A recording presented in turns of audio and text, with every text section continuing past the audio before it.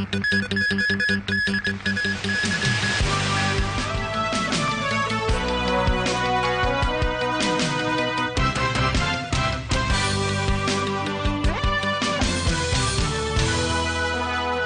and a very good evening. US President Barack Obama conceded overnight that he could lose his fight for congressional support for a military strike against Syria. But Obama expressed new hopes for a diplomatic breakthrough after Syria responded positively to a Russian proposal to put the country's chemical weapons under international control. Alan Buckner has our top story tonight. There were new hopes for a diplomatic solution when Syrian Foreign Minister Walid al-Muallim appeared on Russian television, saying his country welcomes a proposal from Russian President Vladimir Putin that would see Syria place its chemical weapons under international control. The United Nations Secretary General Ban Ki-moon said he would urge the Security Council to demand the immediate transfer of Syria's chemical weapons stock. That would be a proper way for Syria to agree to these proposals. Then I'm sure that the international community will have a very swift action to make sure that these stocks, chemical weapon stocks, will be stored safely and will be destroyed.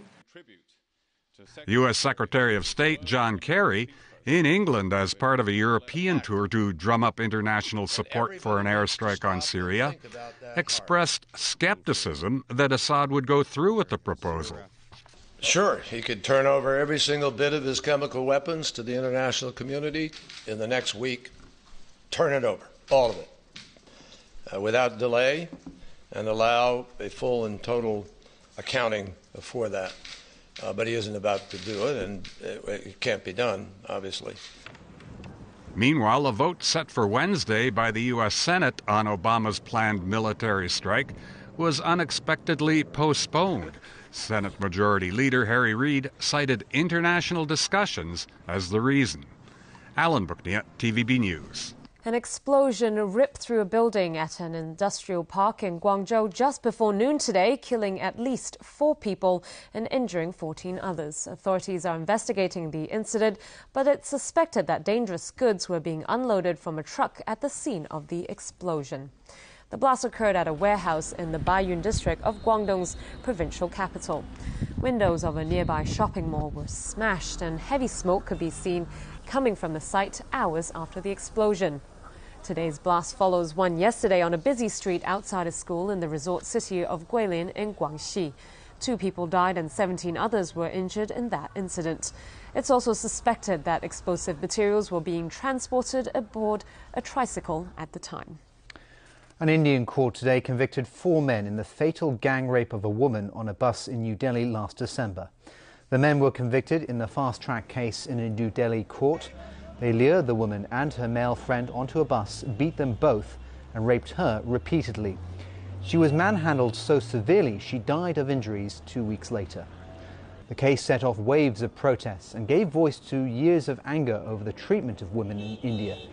It led to the government to reform its laws and create fast-track courts for cases that used to take years. The 4 men face the possibility of hanging when they're sentenced tomorrow. In Europe, a centre-right coalition in Norway is set to form a new government after a landslide victory in the country's parliamentary elections. Conservative Party leader Erna Solberg is expected to become Norway's new Prime Minister following yesterday's polls. Solberg said today she will draw up plans for a coalition government this week with the Liberal Party, the Christian Democrats and the Progress Party, which favours strong controls on immigration. The Labour Party remains the biggest group in Parliament, but failed to secure a majority together with its socialist partners.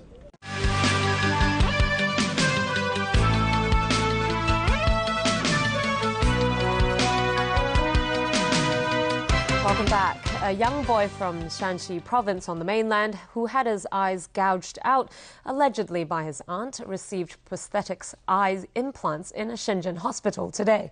Excuse me. After undergoing surgery for about 4 hours, doctors said the operation went smoothly. But they still have to wait a few weeks for his eyes to heal before completing the whole procedure.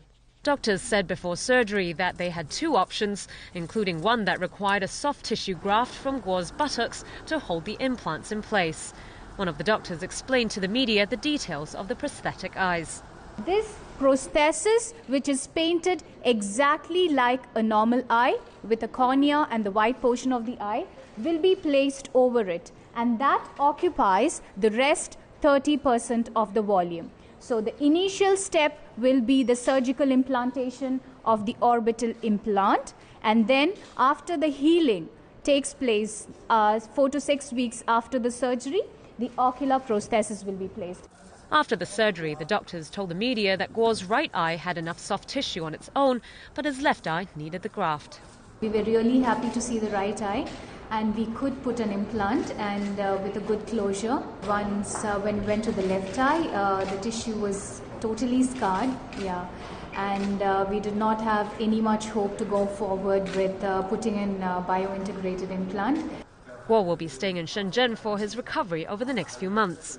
The tragic incident that cost young Guo his eyes happened on the 24th of August in Shanxi province.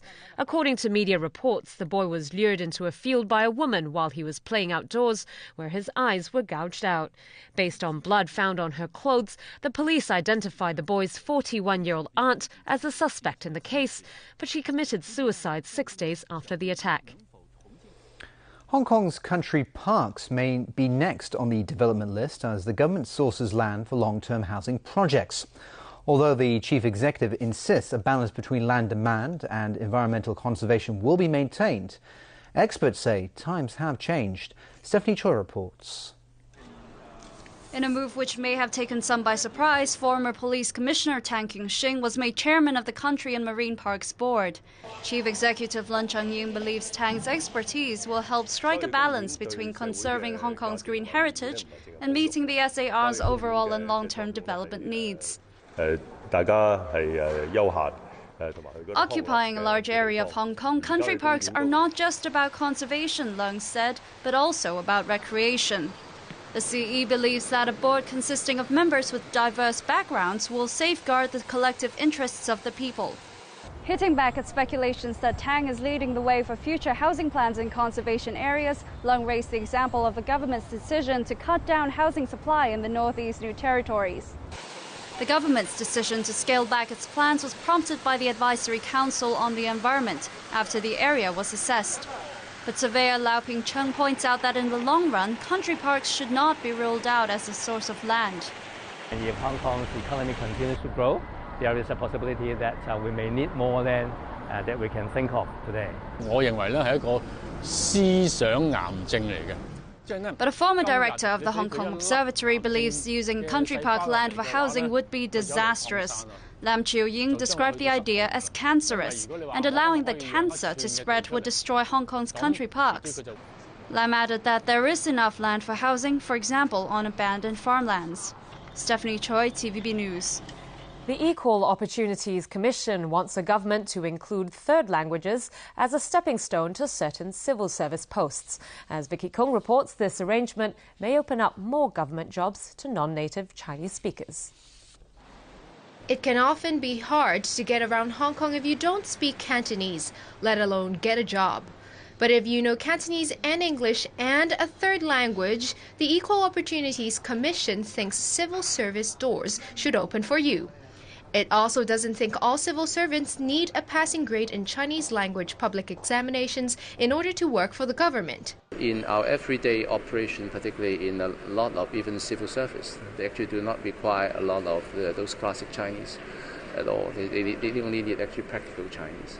The Commission also said third languages often come in handy when civil servants, like police, have to interact with people who can't speak Cantonese or English. I've talked to the Secretary for Civil Service, and I think this year they have already relaxed some requirement, particularly for the disciplinary forces. So I hope that this will become a regular or standardized policy. Chow said the government has been receptive to the EOC's suggestions, but that he was just looking forward to the day they actually get implemented. Vicky Kong, TVB News. Customs officers have seized $20,000 worth of counterfeit mooncakes and arrested a woman suspected of selling them. As Rani Samtani reports, this comes 2 weeks ahead of the Mid-Autumn Festival. Customs officers acting on a tip-off seized 135 boxes of counterfeit mooncakes in a commercial building in Yunlong yesterday. Mooncakes usually sell for about $200 per box, but these fake ones were being sold for only $80. In terms of taste, now you can see for the real one, the egg yolk of the real one is very big and it's very tasteful. And for the fake one, the egg yolk is very, very small and it's rather dry. So, with respect to the taste, they are very, very different. The real one is much, much better. But Kwan said tests carried out on the counterfeit mooncakes found no harmful substances. Customs officers arrested a 50-year-old woman for distributing the fake treat, which is eaten during the Mid-Autumn Festival.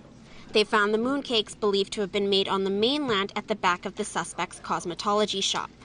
Initially, the suspect stored those counterfeit mooncakes in her shops.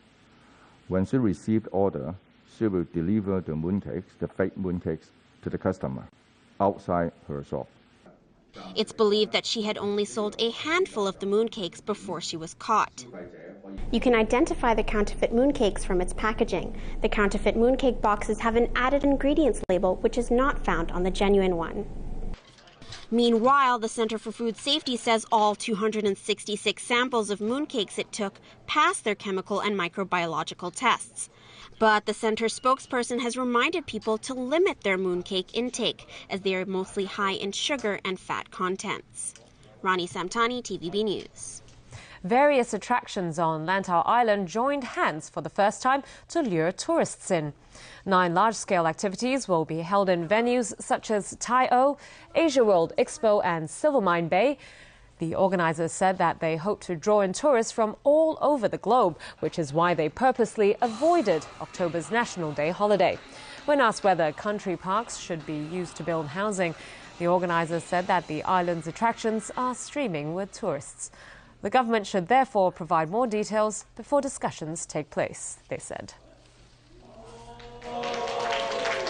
And finally for tonight, the Confucius Institute of Hong Kong has proposed to build the SAR's first temple dedicated to the ancient Chinese philosopher in Wong Tai Sin. The institute wants to build the temple spanning about 8,000 square meters at the former Tai Hom village site. It will include facilities such as a theatre and a community hall. The construction cost is estimated to be $500 million. The institute said it hopes to bring more cultural colour to the area, which also hosts the Taoist Wong Tai Sin Temple and the Buddhist Qilin Monastery. And that's the news for tonight. Thanks for watching. Good night.